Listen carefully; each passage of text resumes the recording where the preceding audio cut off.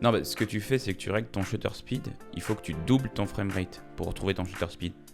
Et après, ce que tu peux faire, c'est que tu peux ouvrir à 2.8 pour avoir un bel effet bokeh derrière.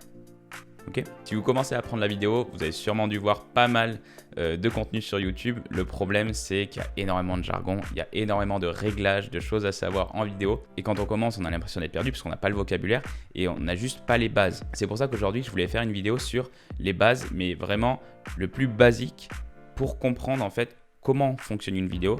Et à partir de ça, ça vous fera un socle et une structure de connaissances qui vous permettra d'aller creuser plus loin si vous le souhaitez. Donc là, il n'y a pas d'histoire de caméra, téléphone ou quoi. C'est vraiment comprendre le principe de ce qu'est une vidéo. Et à partir de là, derrière, vous pourrez vous amuser. Let's go! Du coup, une vidéo, c'est quoi? Parce qu'en soi, vous êtes d'accord que quand je fais ça, bon, déjà, j'ai l'air d'un con. Mais surtout, en fait, ma caméra ou mon téléphone, il ne va pas capter des mouvements. Il capte une suite d'images, comme un dessin animé en fait. Et c'est cette suite d'images qui va donner l'impression de mouvement et qui va retranscrire ce que voit l'œil humain. Bien sûr, l'œil humain voit un certain nombre d'images par seconde.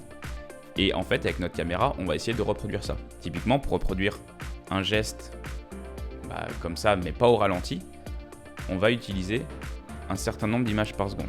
Le petit problème, parce qu'il y a toujours quelques subtilités, c'est que les normes en fait sont différentes suivant les parties du monde. C'est pour ça que sur votre téléphone, sur votre caméra, vous allez voir différents nombres d'images par seconde. Et donc pour retranscrire ce que voit l'œil humain, on utilise 25 images par seconde. Mais pas de partout. Et c'est ça un peu la subtilité, et c'est ça aussi qui peut être un peu confusant. Ça doit exister. Un peu confusant au départ, c'est que les normes en Europe sont différentes que les normes aux États-Unis ou au Japon. Mais vraiment, en fait, il y a une norme qu'on appelle PAL, donc là qu'on utilise en Europe, donc en France, et la norme NTSC qu'on utilise aux États-Unis ou au Japon. Et les autres pays, j'en sais rien. Faut se renseigner. Et ça, ces deux normes, elles vont avoir un impact sur le nombre d'images par seconde. Typiquement, si vous shootez en PAL, vous allez pouvoir utiliser 25 images par seconde et tous les multiples, 50, 100, 200, bon après il faut avoir des caméras qui sont bien.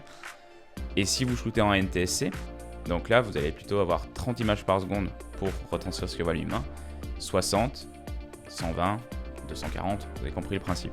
Donc en soi vous allez me dire que je shoot en 25 images par seconde, donc avec la norme PAL, ou en 30 images par seconde avec la norme NTSC, on ne le percevra même pas.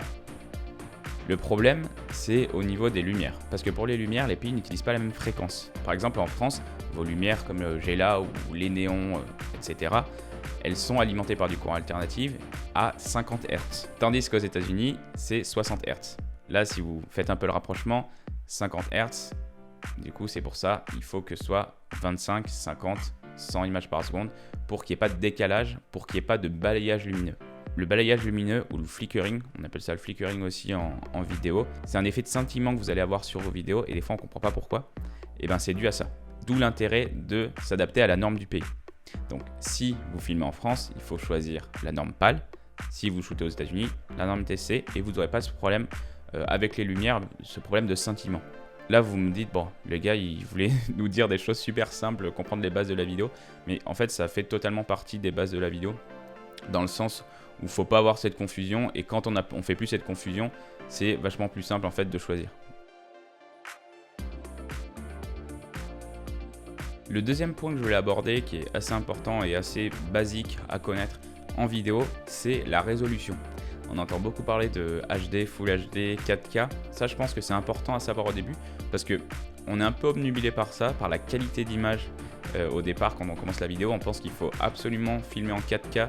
Puis maintenant, en plus, il y a des caméras qui font de la 6K, 8K. Bon, après, c'est un peu moins accessible. Donc, en fait, quand on parle de 4K, donc 4K, 4 pour 1000, donc 4000, c'est qu'il y a en fait 4000 pixels qui composent votre image de façon horizontale.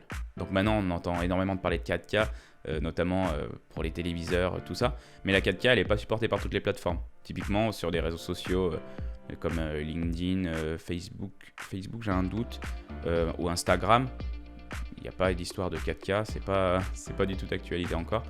Et donc le 1920 par le 1080, c'est encore largement répandu. Je vous parle de cette notion de résolution et de mégapixels parce qu'aujourd'hui, et notamment dans les pubs pour les smartphones, c'est la course au justement 4K, 8K et aux mégapixels. On en entend énormément parler de téléphones qui font 80 mégapixels. Le problème, c'est qu'en vidéo, les pixels, c'est pas forcément vos alliés. Ce qui est important en vidéo, c'est surtout le capteur. Parce que la taille du capteur, c'est ce qui va vous permettre de récolter de la lumière. Et comme je dis dans toutes mes vidéos, la lumière, c'est le plus important. Le problème d'avoir énormément de pixels dans des capteurs qui sont petits, c'est qu'en fait, il y a peu de lumière qui va rentrer. Et donc, c'est pas très optimal pour les vidéos. Donc, faites-vous pas avoir. Ne rentrez pas forcément dans la course au plus de mégapixels, au plus de résolution possible dès le départ. Puisqu'au final, ça a un faible impact dans votre rendu, surtout si vous publiez sur des réseaux sociaux qui ne supportent pas en fait de très haute résolution. Donc voilà, je voulais revenir un peu sur ces points parce que c'est un peu rentré dans le langage courant, des choses comme la 4K, mais c'est encore un peu flou souvent quand on commence la vidéo. Et notamment aussi cette histoire de fréquence d'image et de ces deux normes qu'il faut juste connaître et apprendre. Et j'espère que cette vidéo, ça vous aura aidé à défricher un peu tout ça et que ça vous donnera une bonne structure pour continuer à apprendre en vidéo.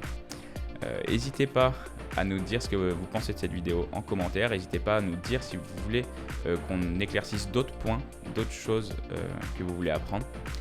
Je vous dis à bientôt, à la prochaine vidéo, donc lundi prochain avec Thomas. Et surtout, n'oubliez pas, soyez mémorables. Ciao!